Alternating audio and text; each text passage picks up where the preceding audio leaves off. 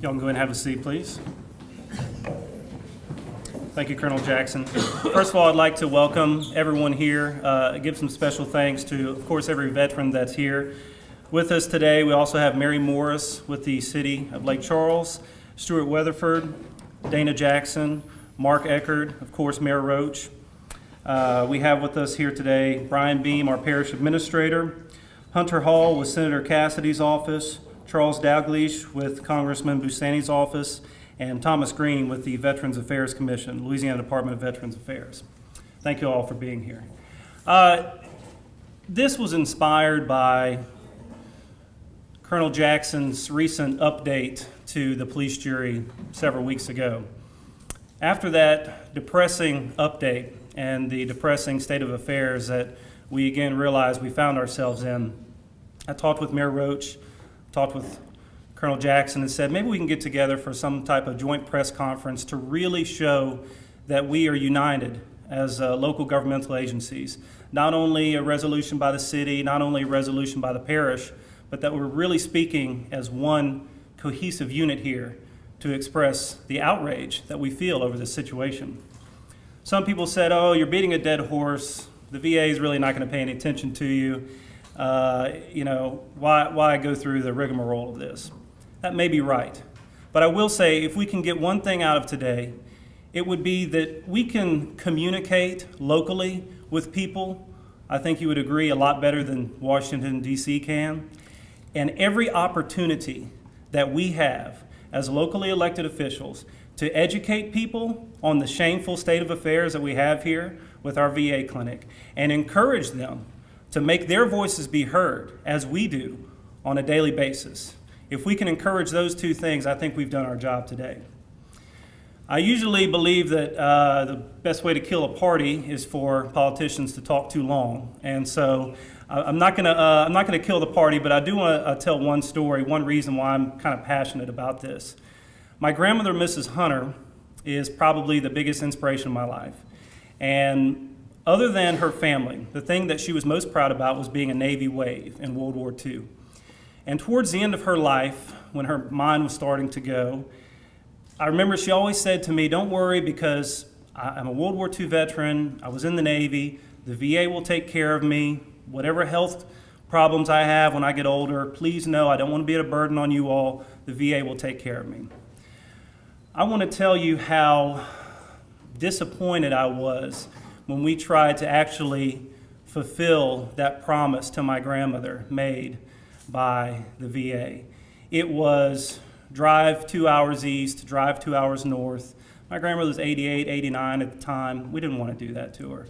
Needless to say, it left a very bad taste in my mouth. Now, we first started talking about a VA clinic, the city of Lake Charles, in the year 2000.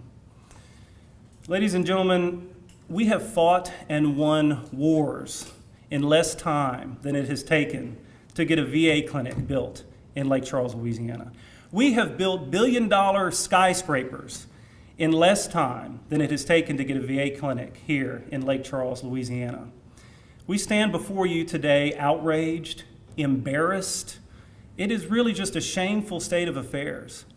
So I make this pledge to you. I can't call the VA and tell them tomorrow I want this to happen by any means, but every opportunity that we have as a local governmental agency to make that voice be heard on your behalf, we will do it, and we will not rest until we have a permanent VA clinic in Lake Charles. This mobile trailer won't do it, and I know there's some silver linings coming up in the next few months about a lease. That's great. We will believe it when we see it. So today, I make that promise to you. Veterans, I apologize for the state of affairs today, but I will say that we're still proud to be Americans. I know I am. I'm not always proud of the way that things come down, but again, thank you all for being here. I'll turn it over to City Councilman Stuart Weatherford at this moment in time. Thank you.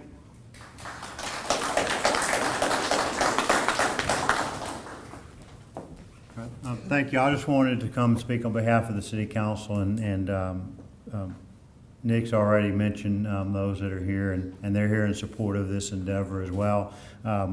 I've been on the council now wrapping up my 10th year, and one of the first meetings I had as a councilman was actually in Congressman Bustani's office, and this is when I met Colonel Jackson, and that's been, like I said, a little over 10 years ago that I've at least been involved on the periphery. I know that Colonel Jackson and many other veterans have been working tirelessly to make this happen, and it's really, we continually run into a bureaucratic brick wall known as the VA, and it's really bureaucracy at its worst.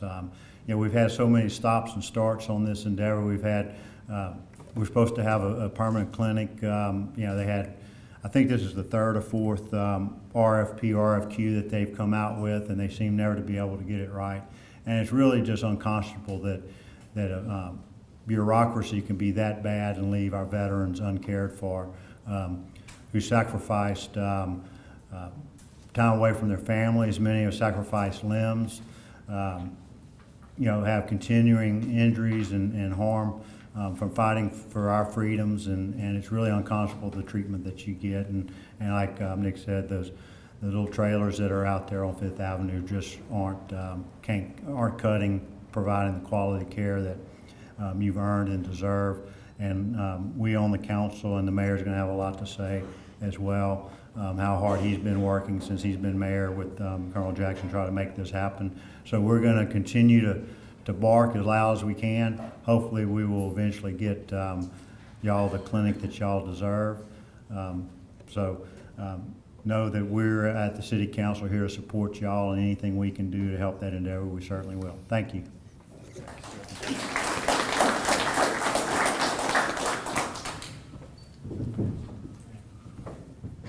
Thank you, Stuart, and good afternoon. And thanks to all of you for coming out here on a Wednesday afternoon. I know that it's kind of in the middle of the day, but to have you as veterans here to participate in this press conference means a lot, and we do appreciate your attendance being here. And those of you who are also supporting the effort from the various agencies, both the parish and the city and others who are gathered here. Thank you for coming out, because this is important. And I know that Nick has already touched on perhaps some of the key points, but I also want to share with you just sort of my thoughts on this process that we began back in 2000, in the year December of 2000, which has been a little over 14 years. And it's really hard to believe that it has been 14 years and counting since we approached the VA with the need for a VA clinic right here in Southwest Louisiana. I can remember taking a couple of trips up to Washington. I can remember meeting with some of the representatives of the VA. You can go through this timeline here, and you will see the different things that have been done over the years. But I thought what was really most interesting, not most interesting, but an interesting fact as you read through that timeline, is the fact that here from the American Press is a headline, VA clinic to be built by 2009. Been there, done that. We've heard the story before. And that's why this press conference is so important. We as a community stand united in our demand that the VA honor its commitment to the men and women who make up the veterans population here in Southwest Louisiana and do what has been promised to be done. And based on this headline, a little over 7 years ago. 7 years ago. So I know that there's really almost like preaching to the choir, and I know that everybody agrees that this is there's really no excuse for this situation to exist. I think it's only fair to say that our congressional delegation, both past and present, has been very supportive of our efforts. This is certainly no reflection on anything that they have not done. I think they have all tried to do everything they can do. I know Congressman Bustani has been very vocal in his support of the veterans in this region and has tried to do everything that he can, and has made several requests and done several things through his office to get that done, as have our U.S. senators, again, both past and present. So it really is a question of the will of the government to do what needs to be done. And I'm encouraged by some of the comments that I've heard recently. But again, as I mentioned earlier, it's kind of like we've been there, done that, we've heard that. And the best thing that I think the VA can do is simply demonstrate its goodwill by actually doing what it has already committed to do, and that is not only put in place a temporary VA clinic, but also to get started on the process in a meaningful way to get that permanent clinic established. I'm sure that many of the veterans here this afternoon can remember not that long ago, and I think this is what the headline was referring to here in the paper, which we had a little gathering out here. VA came in. We were excited that we were going to get an RV. We were excited to get an RV that was going to serve as a temporary clinic for our veterans. Big ceremony out here, right here in the parking lot, okay? It's pretty hot that day, if I remember right. But we gathered, more than is gathered here this afternoon, because we recognize not only the importance to the veterans community, but all the community, the entire community of Southwest Louisiana. If veterans can't get the care that they need here, where are they going to get it? And how are they going to get it? And so that is something that has been on our mind, as I say, now for the last 14 plus years. And hopefully, we have turned a corner. Hopefully, now, the next time that we have a headline like this, it will not be that it is going to be built, it's that we've cut the ribbon. And like I said, I'm hoping, as I'm sure many of you are here, that I'm here to cut that ribbon, or at least to be in the midst of the crowd when that ribbon is cut, because the Lord knows how much you as men and women, the veterans of our community, really deserve and need that. I'm very proud again to say that, that through the police jury, represented here by President Nick Hunter, and the efforts of the police jury, and I think all the other local agencies around the region that are united in this effort, we're very proud of that as well. I can't sit down, though, without acknowledging someone who doesn't really have an elected position, but who is a tenacious advocate for our men and women who are in the veterans community here in Southwest Louisiana. And that's my good friend. I like to call him Colonel Jackson. Colonel Jackson, I guess once a colonel, always a colonel. And he has really been a strong voice for so many different issues related to Veterans Affairs here in our community, but also on this particular issue. He has literally been out there day and night, in many cases using his own tank of gas and doing his own doing his own phone calls and everything else that he has done in order to make that happen. So I publicly want to say, especially since some of this is being recorded, Colonel Jackson, I publicly want to say how much we appreciate everything that you have done, and appreciate your leadership. And I think that just by what you have done kind of illustrates a little bit about why the military in America is what it is today. And it's made up of men and women who care about their country, who, when they say the Pledge of Allegiance, they really mean it, and they have the service credentials to back that up. So again, thanks to all of you for what you've done. Thanks to our veterans again for the service that you've given to our country, to our community, and for the continued inspiration that you give the next generation that's coming up, because that is as important as well. So again, thank you all for allowing me a few moments of your time this afternoon. Thank you. I think everybody knows me. I'd like to tell you a story of the VA from yesterday. I made a call to the VA yesterday about a homeless veteran, a young man, a wife, 2 children. The wife's 5 months pregnant. Homeless. Called the VA and said, "Can you help this young man?" And they said, "Well, if you can get him in his car and drive him from DeRidder up to Alexandria, we might be able to help him." Folks, that's what we get from the VA every day. What do we expect from people like that? Think about that. Think about what their thought process is. Getting a homeless person, when you tell them he's homeless, what do they expect?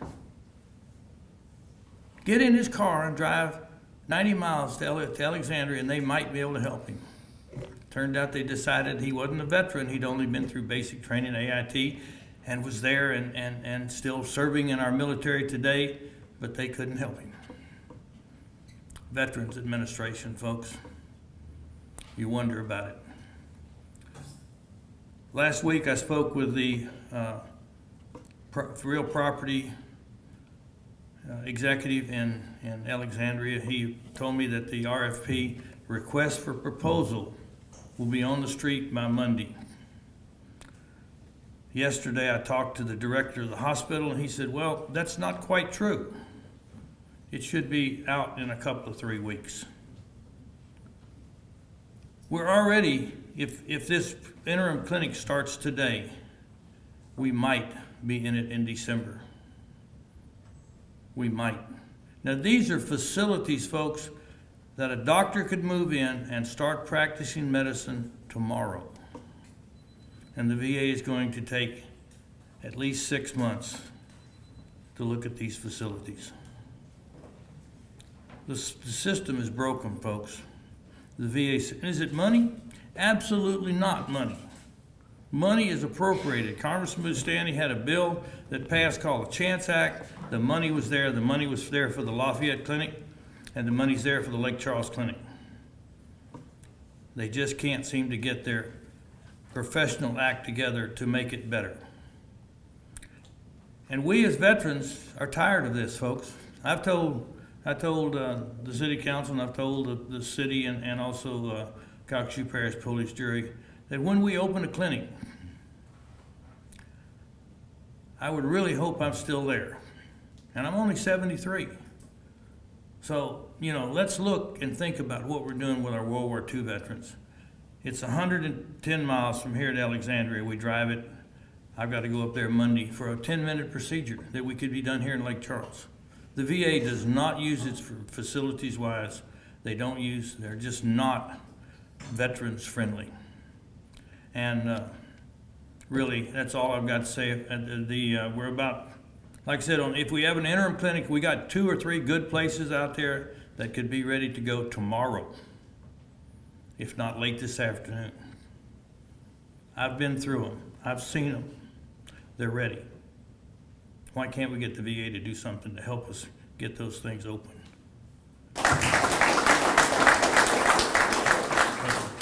I think we pretty much got our message across. And again, I wish we were having a press conference with some gleaming bit of good news for you all. But if we can leave today with that lasting thought that I know I speak for the city council, the mayor, myself, and the police jury, locally, every day, every breath we have, every time we have the opportunity to speak with anyone that has any influence on the federal government or the VA, I promise you, we will not let up. We will be relentless. We will not be satisfied until a permanent VA clinic is constructed in Southwest Louisiana. Again, we have fought and won world wars in less time than it has taken to have a VA clinic built in Southwest Louisiana.